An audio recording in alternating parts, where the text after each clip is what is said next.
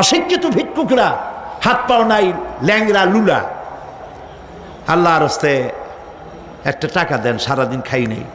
এই হলো অশিক্ষিত ভিক্ষুক। আর শিক্ষিত ভিক্ষুকরা টাই, স্যুট, প্যান্ট, সেন্ট স্প্রে করে তারপরে গভর্নমেন্টের শ্বশুরের চেয়ারে গিয়ে বসে চাইয়ে টাকা নেয়। এই কাজটা যদি করে নিতে হয় 50,000 টাকা দিবা, 1 কোটি টাকা দিবা। ভিক্ষুকের চাইতে কলঙ্ক,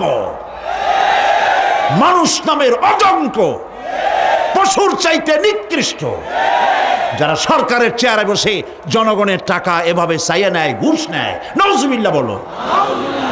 এটা ঘুষের টাকা নয়, জাহান্নামের আগুন। শান্তি পাইবে না।